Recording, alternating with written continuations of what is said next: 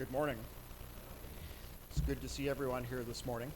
If you're visiting with us this morning, we are especially happy to have you with us. We ask that you stick around for a while after this lesson. Don't rush off. Give us a chance to get to know you and for you to get to know us. 2 Sundays ago, we finished up a lesson series looking at the attributes of love from 1 Corinthians.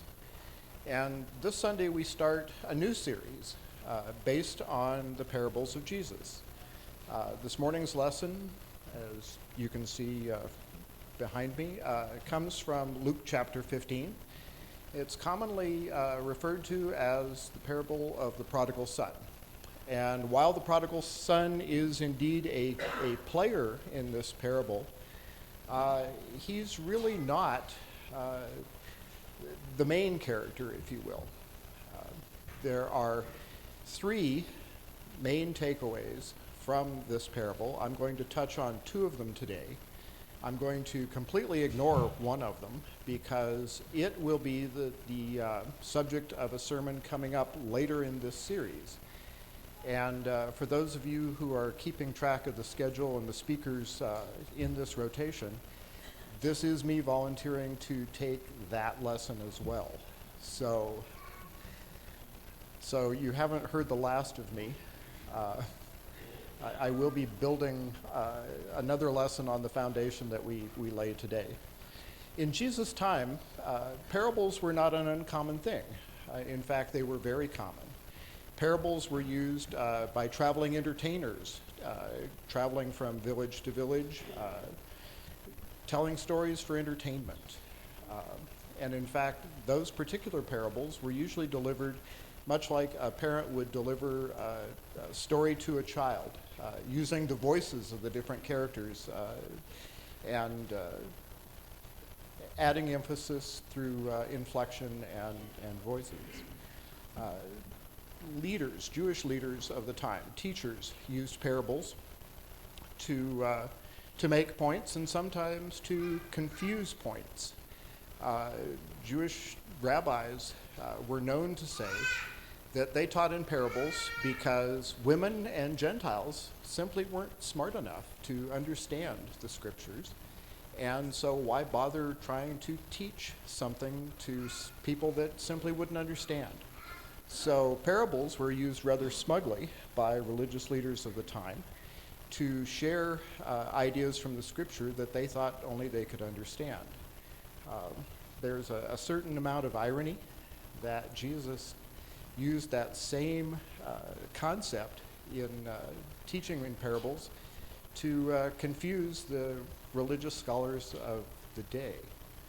Now, a parable in its Greek root simply has the concept of laying aside or putting something alongside. It's a means of illustrating or expanding on a scriptural idea. In the early church, particularly 4th and 5th century particularly, parables were almost exclusively looked upon as being allegories. That is, parables, the characters and the like that were in parables were considered to be symbolic. They represented something else. And to give you an example of that, I would like to share with you the interpretation of a parable that was popular in the 4th century. It's the parable of the Good Samaritan, and it goes something like this. The man who went down to Jericho from Jerusalem represents Adam. Jerusalem is the city of peace from which Adam has fallen. Jericho represents mortality. The priest and the Levite are the Old Testament era. The Samaritan represents Christ. The devil and his demons are the bandits. The inn in which houses the beaten man, or the inn where the beaten man was housed, is the church, and the innkeeper is Paul. Now, that type of allegorical interpretation preaches really well, but it completely misses the point that Jesus was trying to make in that parable, namely answering the question of who's my neighbor. So when we look at the parables, and some are actually allegorical, but typically they're not. So to gain an understanding of parables, it's important to look at the context, what's the situation that Jesus is addressing, and also to look at who his audience was. So today, as we take a look at the parable of the prodigal son, let's back up just a little bit in Luke and see what's going on. Beginning in verse 1 of chapter 15. Now all the tax gatherers and the sinners were coming near him to listen to him. And both the Pharisees and the scribes began to grumble, saying, "This man receives sinners and eats with them." And in response to that, he told them this parable. He then goes on to tell them the parable of the sheep, and they probably got it. He then went on to give them the parable of the lost coin, and they probably got that. Jesus was making the point that by surrounding himself with those that the Pharisees would have considered lost, Jesus was in fact seeking the lost. But when he tells the third parable, he probably, in all honesty, began to lose his audience. So let's begin looking at the parable of the lost son in verse 11. And he said, "A certain man had 2 sons. The younger of them said to his father, 'Father, give me the share of the estate that falls to me.' And he divided his wealth between them. Not many days later, the younger son gathered everything together and went on a journey to a distant country, and there he squandered his estate with loose living. Now when he had spent everything, a severe famine occurred in that country, and he began to be in need. He went and attached himself to one of the citizens of the country, and he sent him into his fields to feed swine. And he was longing to fill his stomach with the pods that the swine were eating, but no one was giving anything to him. When he came to his senses, he said, 'How many of my father's hired men have more than enough bread? But I'm dying here with hunger. I will go up to my father, and I will say to him, Father, I've sinned against heaven and in your sight. I'm no longer worthy to be called your son. Make me as one of your hired men.' He got up and came to his father, but while he was still a long way off, his father saw him, felt compassion for him, ran and embraced him and kissed him. And the son said to him, 'Father, I've sinned against heaven and in your sight. I'm no longer worthy to be called your son.' But the father said to his slaves, 'Quickly bring out the best robe and put it on him. Put a ring on his hand and sandals on his feet. Bring the fatted calf, kill it, let us eat, and be merry. For this son of mine was dead, has come to life again, was lost, and has been found.' And they began to be merry." The parable continues on, but that is a lesson for another day.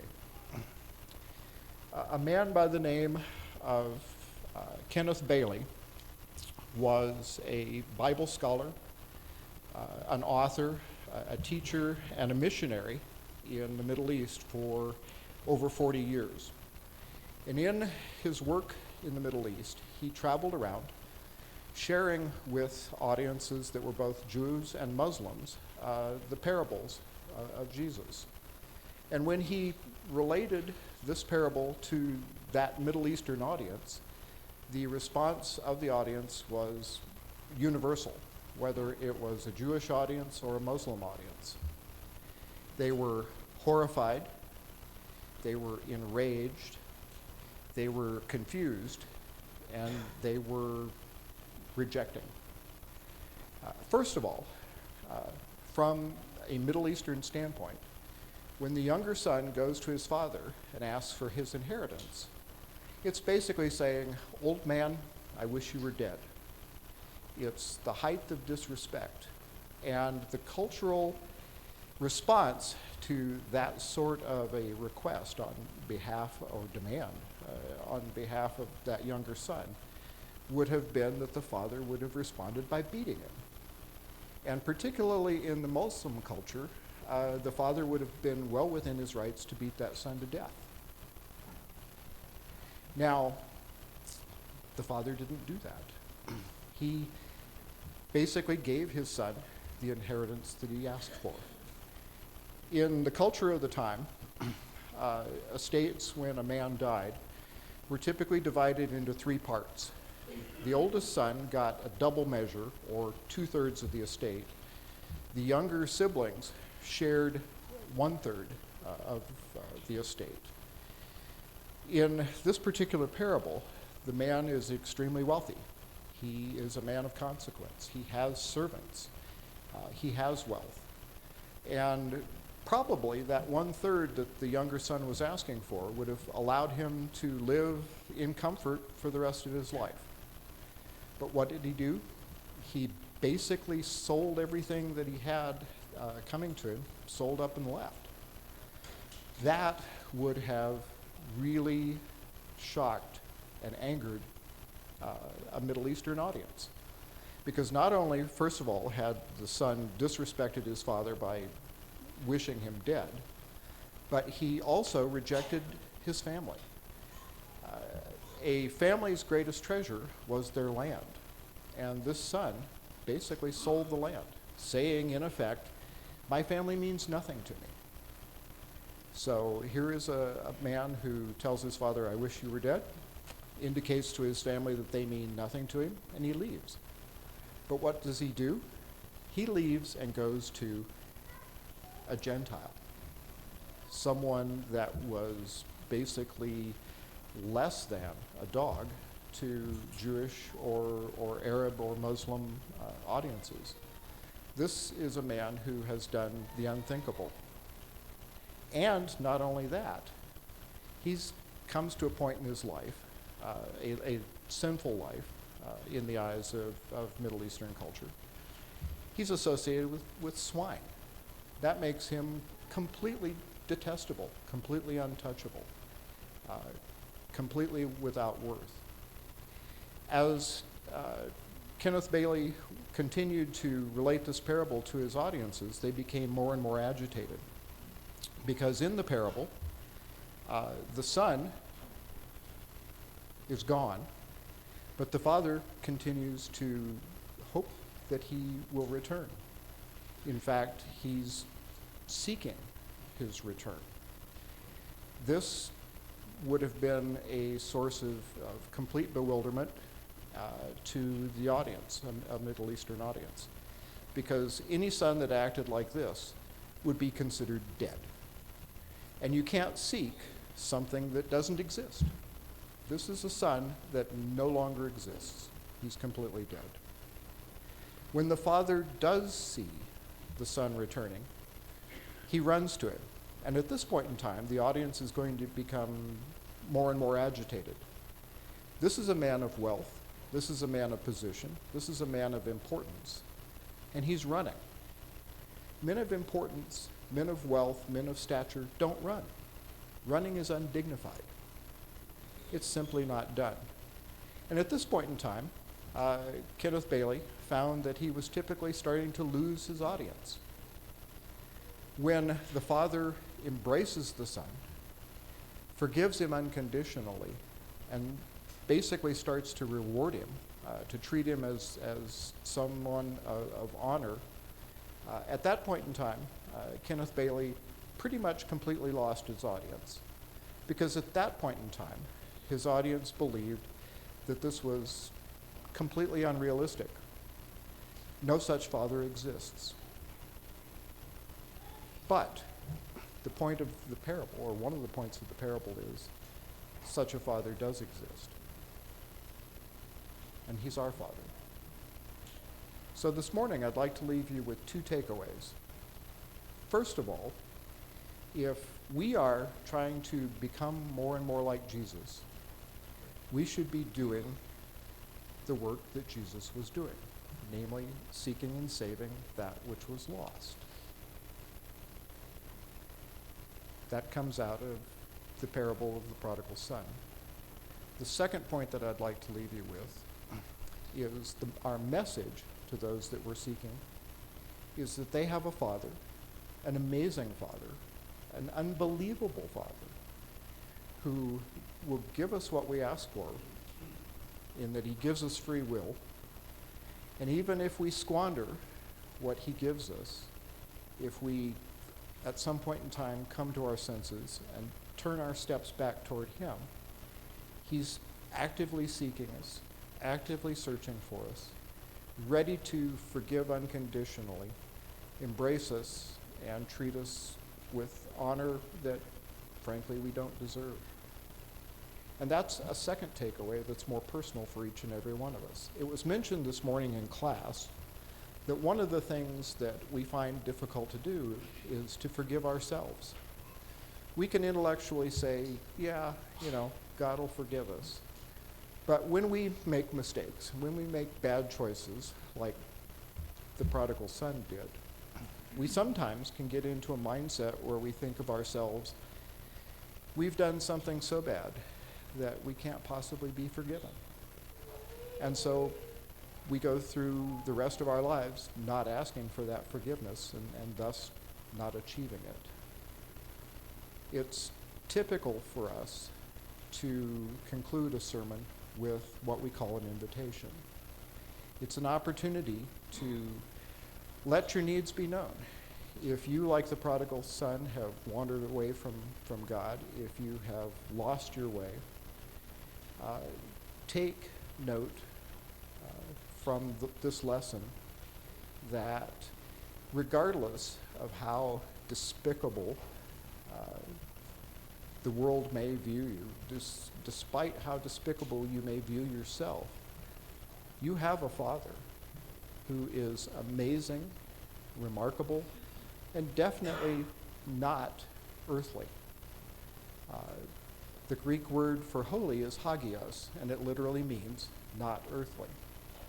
We have a Father that is amazing beyond comprehension, in that he will, regardless of what we've done, receive us and forgive us unconditionally. If you have any need this morning that we can help you with, we would love to be a part of helping you return to your Father. While together we stand and sing.